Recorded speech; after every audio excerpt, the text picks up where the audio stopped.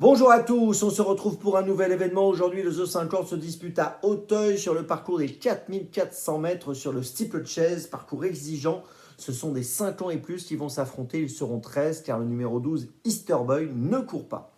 Avant de vous donner mon choix donc en 6 pour ce The 50 et tous les paris associés, je vous rappelle que vous pouvez vous abonner à la chaîne YouTube de The Turf et je vous invite à activer la cloche pour être informé dès que mon prono est posté. Alors, avant de démarrer mon choix en 6, donc, je vais vous dire qu'il y a une ligne qui semble incontournable, c'est celle du prix World Citizen. Vous allez voir ça tout de suite. En tête, eh bien écoutez, j'ai retenu en première position le numéro 3, Super Gino, qui a fini 3e du prix World Citizen. Pas très loin de la gagnante Blackfield et pas très loin du 2e Gallipoli. Il a effectué une bonne rentrée ce jour-là. Gabi Lenders considère que son pensionnaire a progressé depuis cette tentative. Il est monté par Félix de Gilles. Je pense qu'aujourd'hui, il peut gagner. En deuxième position, j'ai retenu le numéro 7, Gallipoli, qui a fini donc deuxième du prix World Citizen l'autre jour, qui avait bien couru aussi dans le prix Rigoletto cette année derrière Flanker qui avait fini deuxième. Et voilà, je pense qu'une nouvelle fois, il est très compétitif, monté par James Reveley. Il doit finir sur le podium.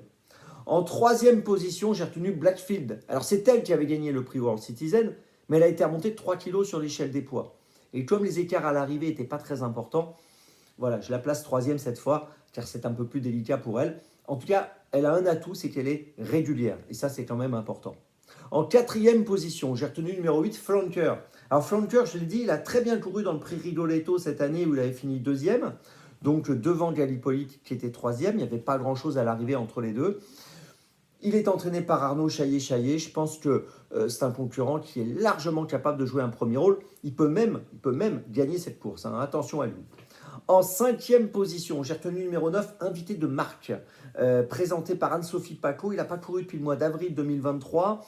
Il avait fini cinquième du prix Car-Simon cette année. On l'a vu finir deuxième du prix Luther 3 2023. Bonne performance également.